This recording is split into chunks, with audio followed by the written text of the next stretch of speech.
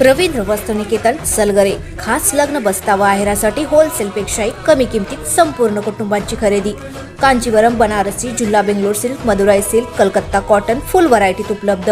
सूट व इंडो शेरवानी, हळदीसाठी kurta, safari, branded shirt, पॅन्टचे खास कलेक्शन। असंख्य व्हरायटीसह 51% भरघोस डिस्काउंट। जादा झालेला माल परत घेऊन पैसे परत। त्वरा करा, आजच भेट द्या रवींद्र वस्त्रनिकेतन सलगरे।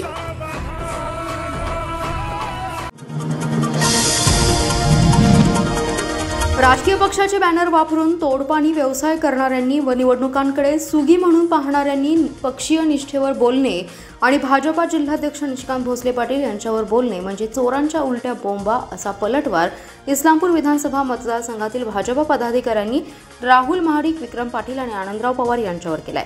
तिघांमध्ये हिंमत होती तर एकदा तरी विधानसभा निवडणूक लढवण्याचं धाडस का दाखवलं नाही असा सवाल केलाय।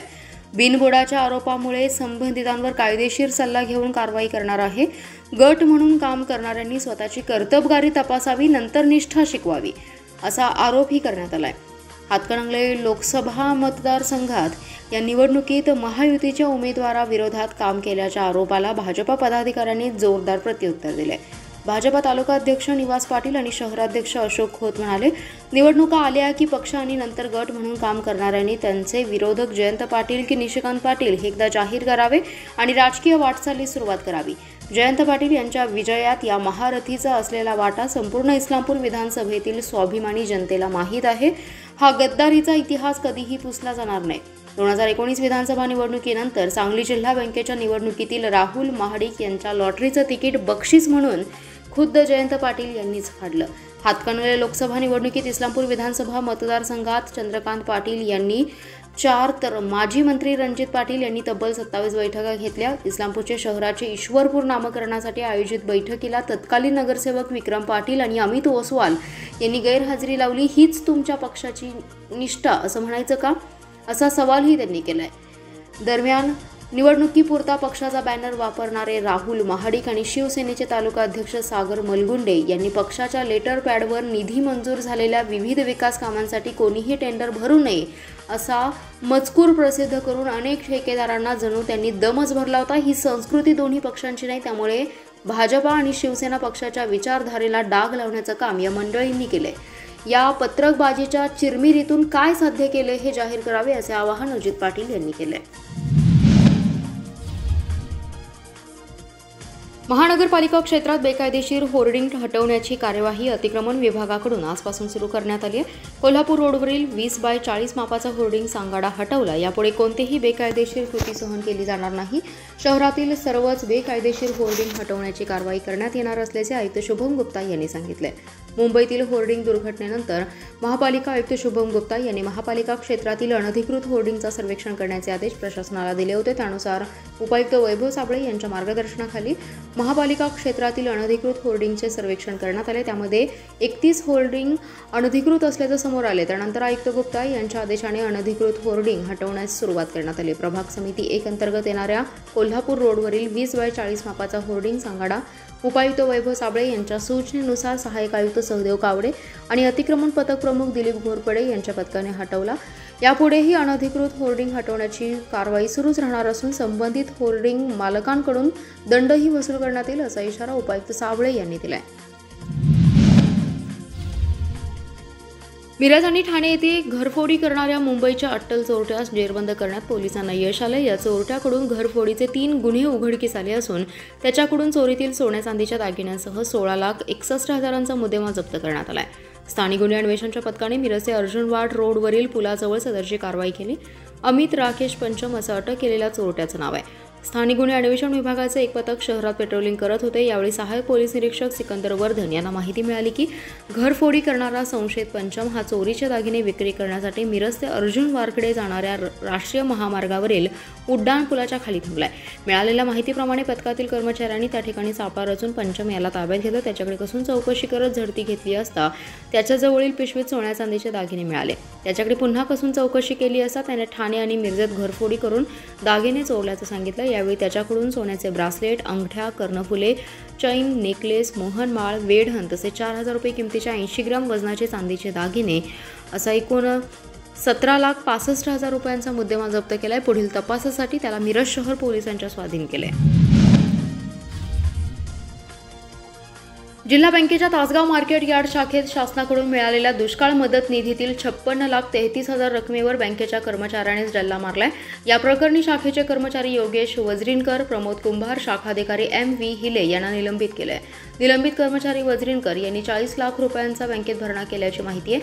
दरम्यान जिल्हा बँकेच्या सर्व शाखांच्या तपासणीसाठी जाणाऱ्या 6 पथकातील 48 जणांना मुख्यालयात प्रशिक्षण देण्यात आलंय. जिल्हा बँकेच्या तासगावमधील मार्केट यार्ड शाखेतील दुष्काळी निधीवर तेथील कर्मचारी योगेश वजरीनकरने अपहार केला. त्यांचा सहकारी निमणी शाखेतील लिपिक प्रमोद कुंभार यांनी निमणी शाखेतील अवकाळी मदतीत अपहार, तसेच तासगाव मार्केट यार्ड शाखेचे शाखाधिकारी M.V. हिले यांनी कर्तव्यात कसूर केल्याप्रकरणी तिघांना निलंबित केलं होतं. जिल्हा बँक प्रशासनाने केवळ 2 दिवसात 40 लाख रुपये वसूल केल्याची माहिती देण्यात आली आहे. संचालक मंडळाच्या बैठकीत सर्व शाखांची तपासणीचा निर्णय घेतलाय. यासाठी जिल्हाभरात 6 पथके स्थापन केली आहेत. संचालक मंडळाने एकाच ठिकाणी 5 वर्षांहून अधिक काळ काम करणाऱ्यांच्या बदल्या करण्याचं धोरण निश्चित केलंय. दुष्काळी निधी अपहार प्रकरणी तिघांवर निलंबनाची कारवाई केलीच आहे.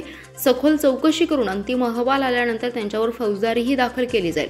रक्कम वसूल झाली तर त्यांच्यावरील कारवाई प्रक्रिया सुरूच ठेवली जाईल, असंही बँकेचे मुख्य कार्यकारी अधिकारी शिवाजीराव वाघ यांनी सांगितले. लोकसभा निवडणुकीत मावळते खासदार संजय काका पाटील यांनी जत तालुक्यातील अनेक कार्यकर्त्यांना आमदार करण्याचं स्वप्न दाखवून निवडणुकीपुरता वापर करून घेतलाय. त्यामुळे अनेक जण जत तालुक्यातील नेते गुडघ्याला बाशिंग बांधून तयार असल्याचा खोचक टोला विशाल पाटील यांनी लगावलाय. जत येथील एका सत्कार समारंभाच्या कार्यक्रम प्रसंगी ते बोलत होते. यावेळी आमदार विक्रम सावंत, महादेव पाटील, बाबासाहेब कोडक यांच्यासह बाजार समितीचे संचालक व तालुक्यातील कार्यकर्ते मोठ्या संख्येने उपस्थित होते. यावेळी विशाल पाटील म्हणाले, लोकसभा निवडणुकीत संजय काका पाटील यांनी या तालुक्यातील नेत्यांना भूलभुलैया करण्याचं काम केले. किती जणांना ते आमदार करणार आहेत, काका आम्हाला आमदार करणार आहेत म्हणून अनेक जण गुडघ्याला बांधून तयार असल्याचा टोला त्यांनी नाव न घेता भाजपच्या नेत्यांना लगावलाय.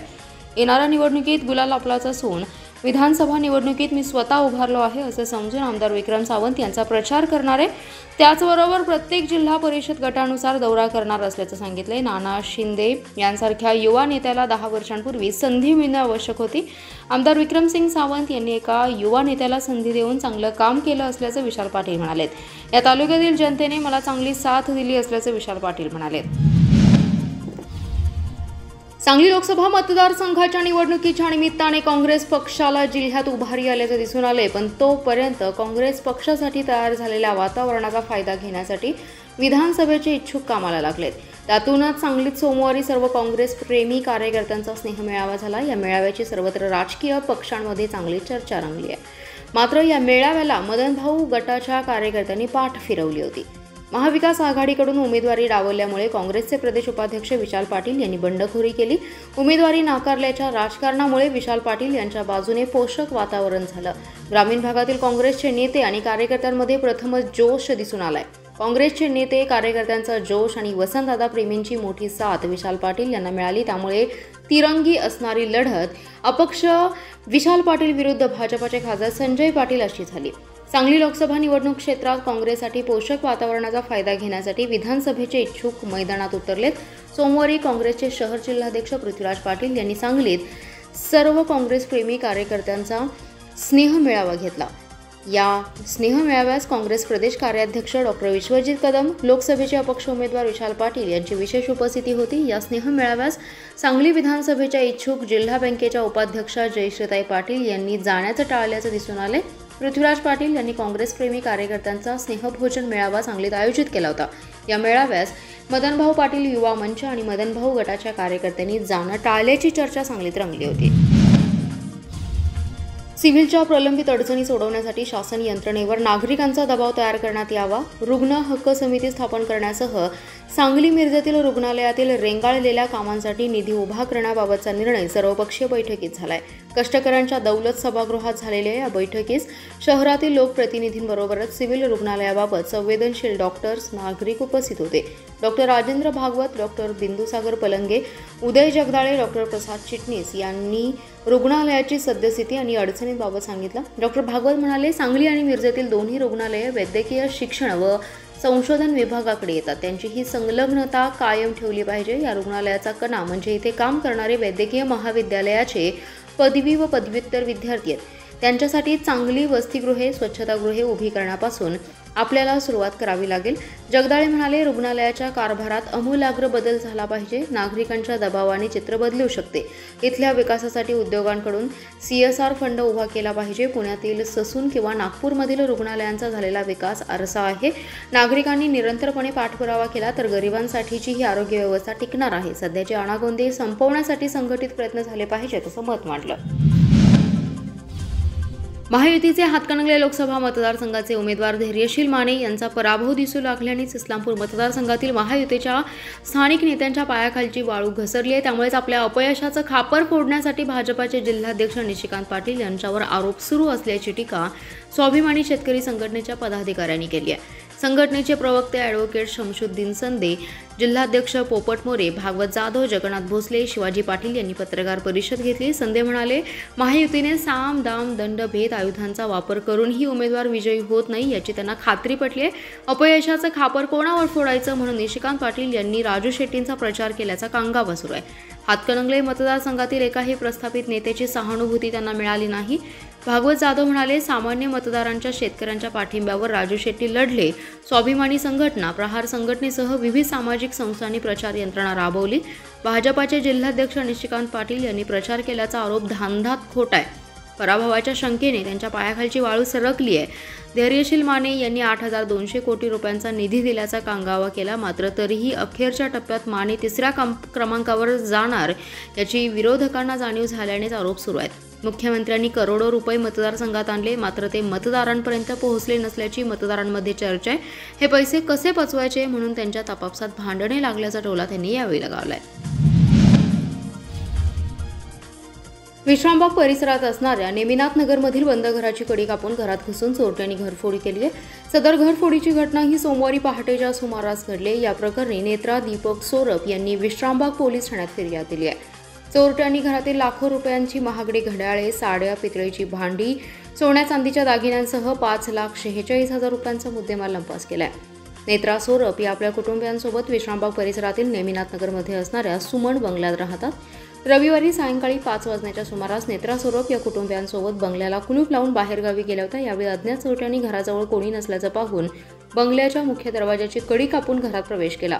घरातील कपाटात ठेवलेले 15,000 रुपये किमतीचे लेडीज घड्याळ, ब्रेसलेट सेट, 8,000 रुपये किमतीचे गिफ्ट, 3 लाख रुपये किमतीचे 8 किलो चांदीचे दागिने, 10,000 रुपये किमतीचे महागडी पेन, नेट, मोपेड, 20,000ची आर्टिफिशियल ज्वेलरी, 20,000चे सोन्याचे वाघनखे, 40,000 रुपये किमतीच्या 12 साड्या, 1 लाख रुपये किमतीचे घड्याळ आणि 32,000 रुपये रोकड असा एकूण 5,43,000चा मुद्देमाल चोरून चोरट्यांनी पलायन केले.